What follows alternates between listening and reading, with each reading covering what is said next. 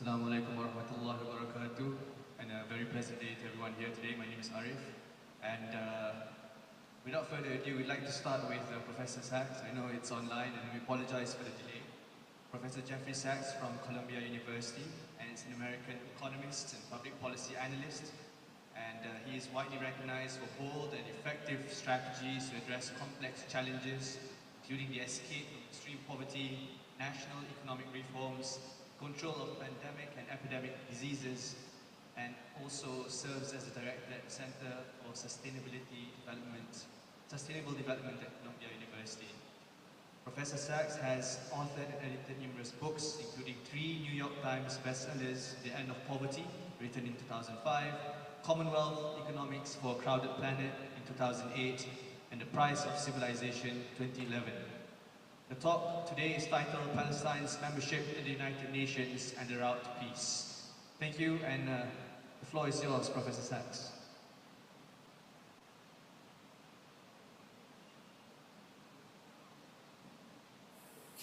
Assalamu alaikum. I hope you can hear me okay. Yes, thank you. Yes, good. Clearly, yes. I'm getting an echo, so if you could turn off your microphone, then I'll be able to speak.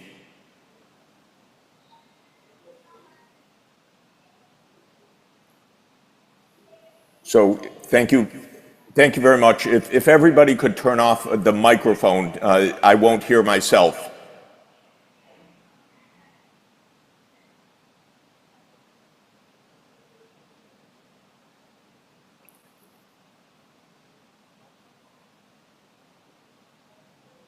Thank you for the invitation, but I'm still hearing a very bad echo coming back to me. Is there some way you can resolve that?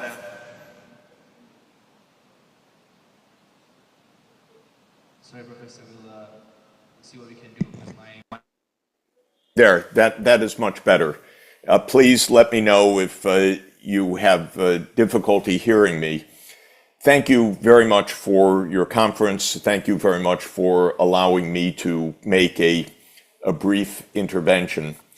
Of course, almost all of the world is aghast and horrified at the genocidal actions by Israel in Gaza in recent months. The death toll is staggering and tragic. The destruction of institutions, the universities, the hospitals, the mosques, the schools, the clinics has been deliberate and comprehensive. The murder of journalists and UN staff and health workers has been deliberate and massive. These are pervasive war crimes. They are completely unacceptable according to every standard of decent and civilized behavior, and they have absolutely nothing to do with Israel's desire for security. They are not only a source of criminality and pain, but they profoundly undermine Israel's security. They call into question fundamental tenets of the state of Israel. And indeed, the International Court of Justice has recently ruled that Israel's ongoing occupation of the Palestinian lands violates international law in a detailed opinion that was just handed down a few days ago.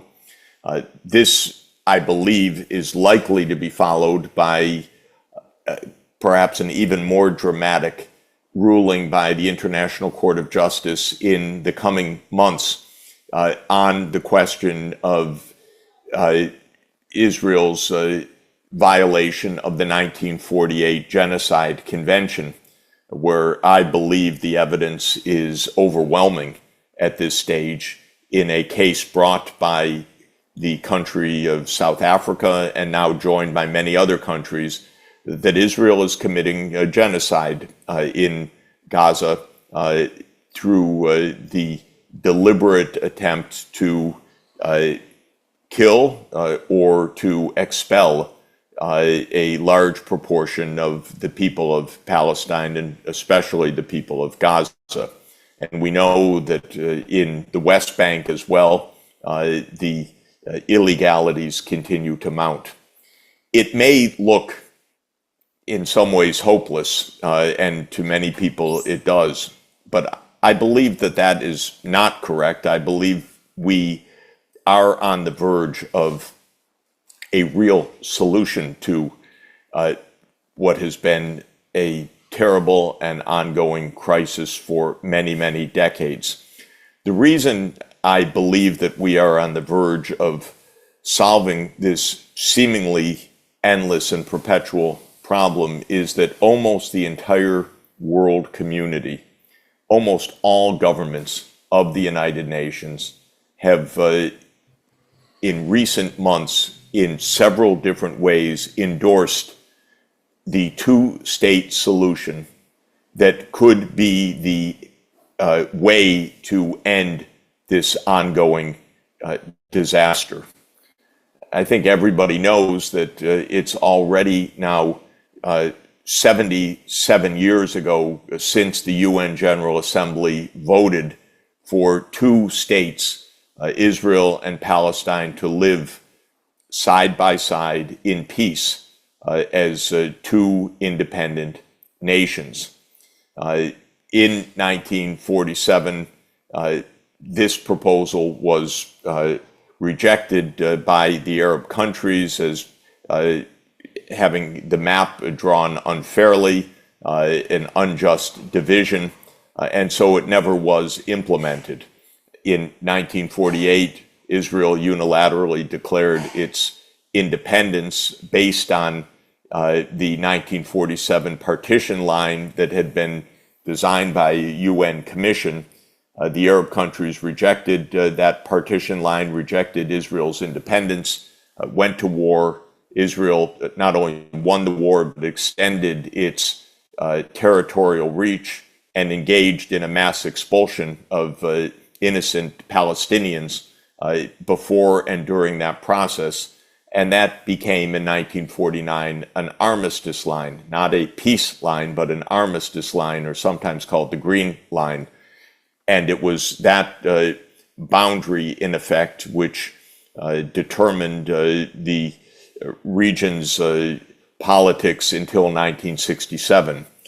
During that period, Gaza was under the authority of neighboring Egypt, and the West Bank and East Jerusalem was under the administrative authority of the state of Jordan. Then came the 1967 war, and Israel occupied Gaza, part of the Golan Heights, East Jerusalem, and the West Bank. And that has been the situation since then. That means that Israel has been ruling over millions of Palestinians during this period who have been denied basic human rights, civil rights, and political rights. And during this period, Israel extended its occupation of these territories by implanting hundreds of thousands of settlers illegally in the occupied territories, knowing while they did it that this was against international law, because the UN Security Council in several resolutions had said that such settlements were illegal and that Israel could not annex lands that it had occupied in 1967.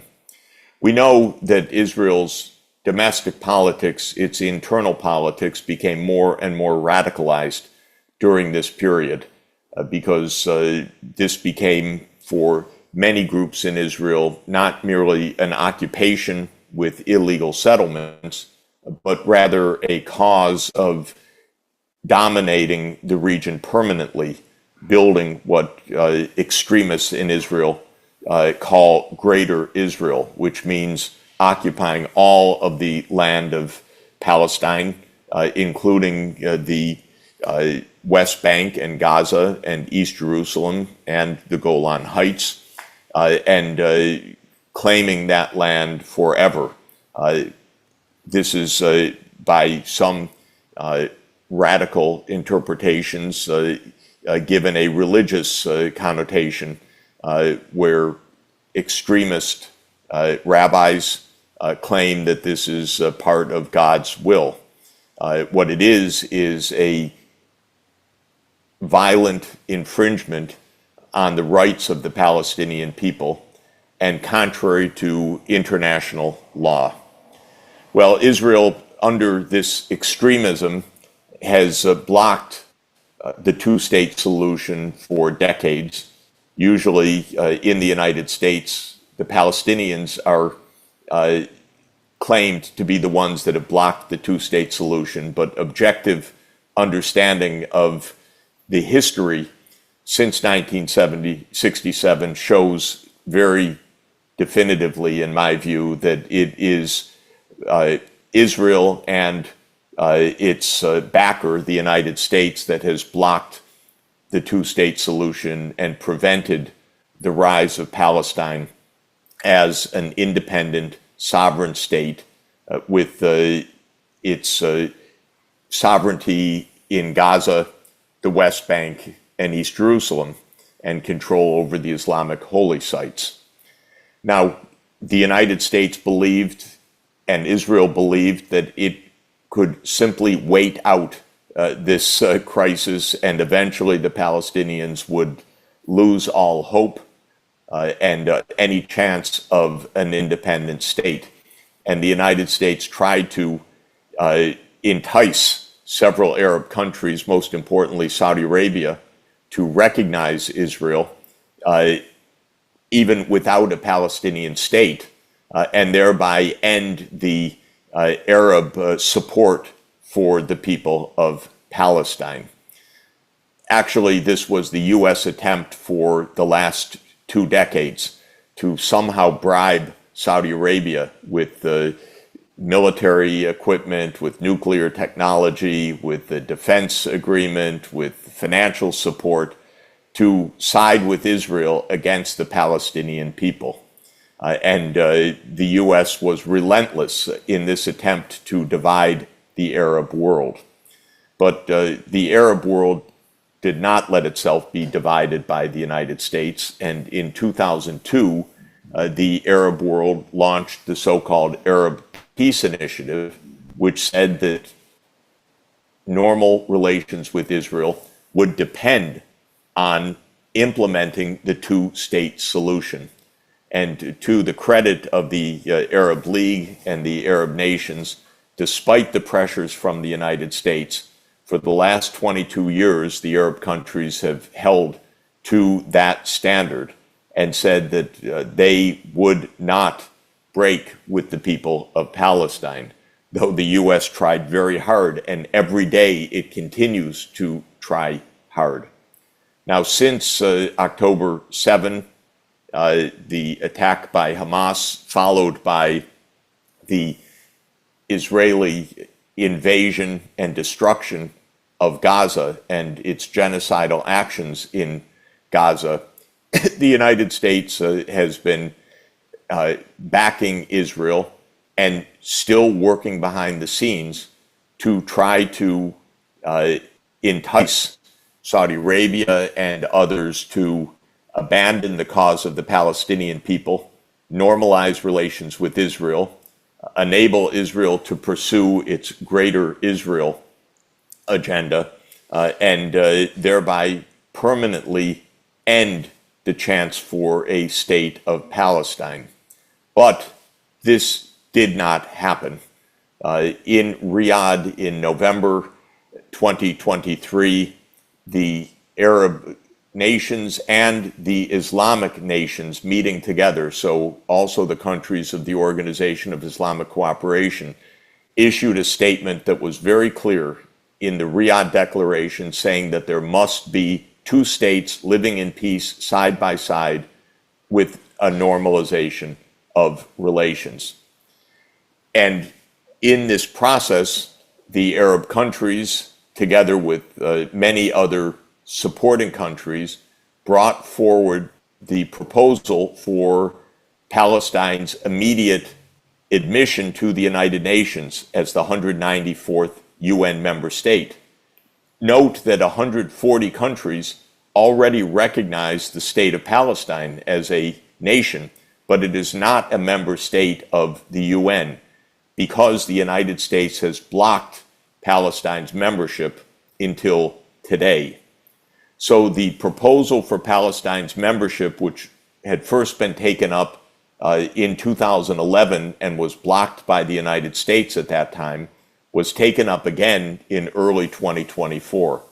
And there was overwhelming support in the UN Security Council to admit Palestine on the 1967 borders, that is the June 4, 1967 borders, as member state of the UN.